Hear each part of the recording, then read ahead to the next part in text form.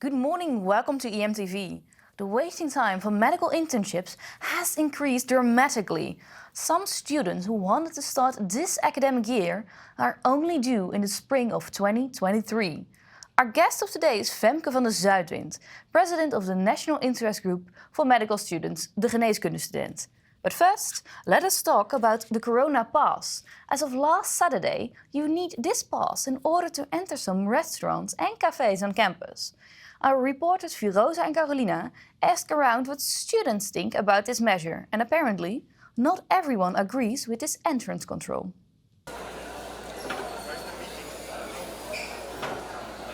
What do you think about the QR code for entry?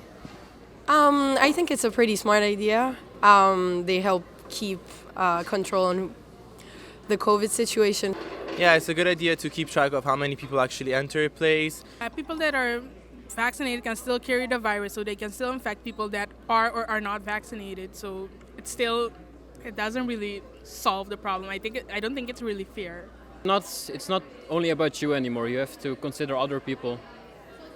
If you have been vaccinated, you can still have the virus, so it doesn't really make sense to not get tested if you are vaccinated. Yeah, I think they could have just kept the measures of like the 1.5 meter distance, and it would have been better. It's all about choices. So like when you're choosing to get a vaccine, you're choosing to take on some responsibilities, and when you're choosing not to take a vaccine, you're choosing to take some other responsibilities. It doesn't necessarily mean the two groups of people being excluded or anything. It's just a matter of choice and what people believe in for and what they feel like doing for the society and for them as well. I think that more non-vaccinated people will get vaccinated actually, and I don't think it's a bad thing. On campus Woudenstein, it is not yet clear at which places a QR code is required for access. At the pavilion, you cannot sit down without a scan, while at the food plaza, it differs per restaurant. This week, there should be more clarity about that. Back to the medical students, because having to wait a year and a half for an internship, this is their reality for those medical students in Rotterdam. Since Corona, the waiting time has increased a lot.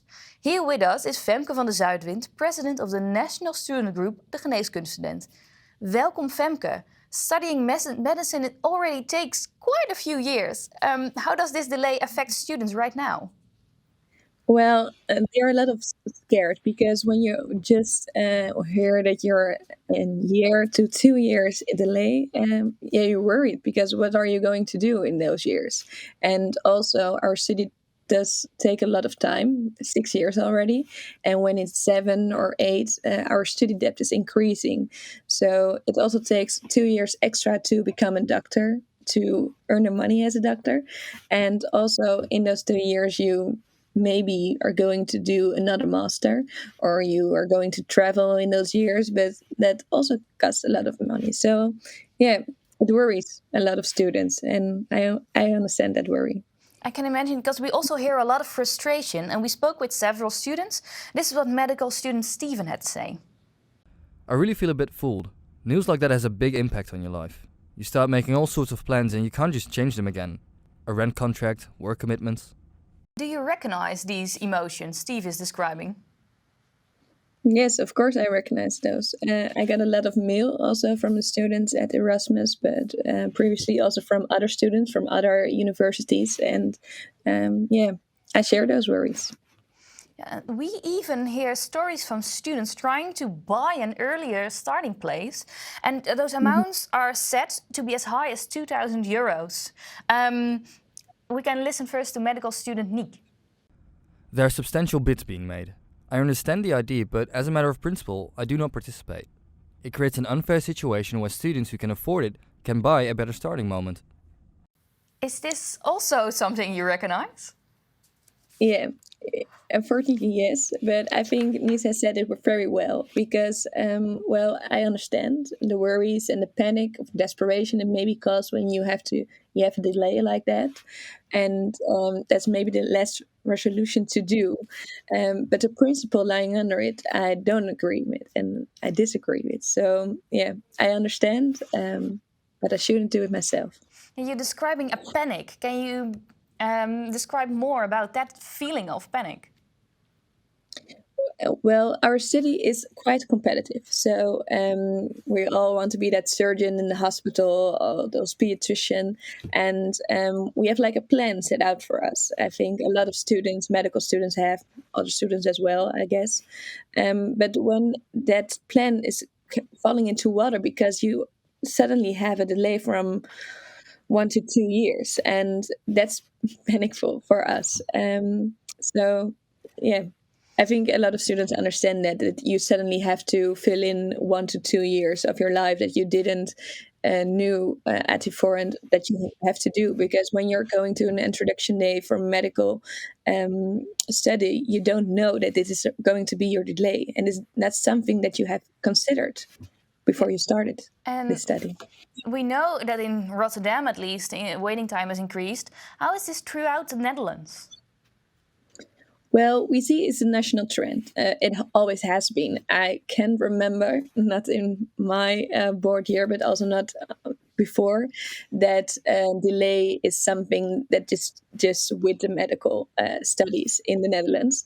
But at the recent COVID-19 crisis, a lot of students had to go home, and they have like a delay from 4 to 6 months extra at all universities. But we see that there are different approaches to that delay. And we see at the Erasmus University at this moment, but it's the same, well, the exact same image that we see last year, that the solutions are not there yet. And well, that worries me as the chair of the Geneeskundestudent. Yeah, and they say the Erasmus University says they try to solve the problem in different ways. They offer financial compensation for your waiting time, and another temporary measure is to increase the available number of positions in the academic year. Do you think this, well, helps? Well, when I hear those students, the solution is not there yet, or is not working yet. Of course, I think a financial compensation is right to do, but there are certain conditions you have to check, because you have like at least a year delay. So if you have like 50 weeks of delay, you don't get the compensation. Is that kind of a rule? And also, when you create extra extra spaces at the hospitals, it's really important that you don't put another intern at the same department, because when you put a lot of internship at the same place, the learning experiences are less. So we learn less, and that's becoming a doctor. You have to see those patients. You have to do those things. And if there are like 5 others that want to do that as well, you don't become the doctor that you want to become. So I think it's good to create extra spaces, but only at departments that are not ready internships. So extra outside that. I can I imagine. hope that they will do. I can imagine, because I would also want my doctors to have the best internship possible, of course. And if you look at other universities, do they tackle this problem of the long waiting time for an internship in a different way than they do here in Rotterdam? Yeah, you see different kind of solutions. So at Nijmegen, that's my university, you see that there's another internship created that you can put before your other internships, and that's in the social department. So you can go to the UWV, GGD, so to do experience there. And it's very interesting because like teams of prevention, public health, they're not really addressed in the regular program of our master. So it's an addition to our learning experiences. And you can start 3 months earlier.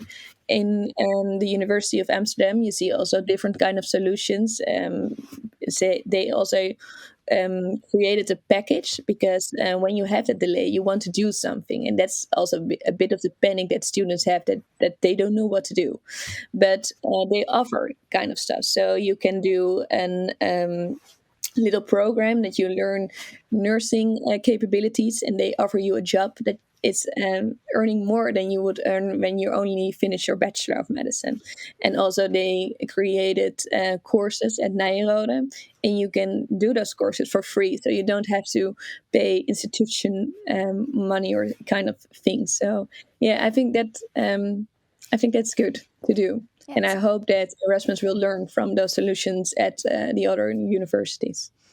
so other universities are making sure that that panicky feeling that students might have get less because they have something to do. They might learn more, make more money. Is that also exactly what you would recommend to Erasmus University?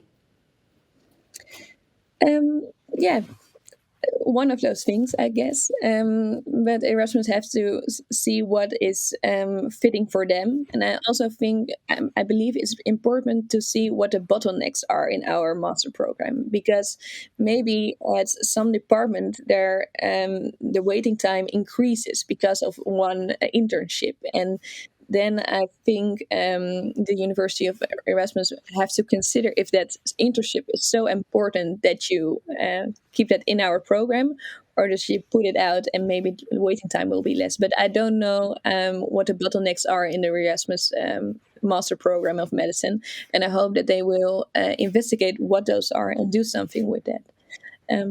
Yeah. Yeah, and of course, we have asked the medicine faculty for a response. The study program says that the waiting time indeed is long and that they are working on solutions. But they want to inform students first before communicating more extensively about these solutions.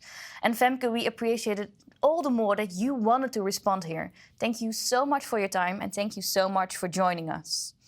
And before we finish this broadcast, let me ask you this. How do you recognize a Dutch student on campus? But you don't look gay. Oh, I'm sorry. Let me just...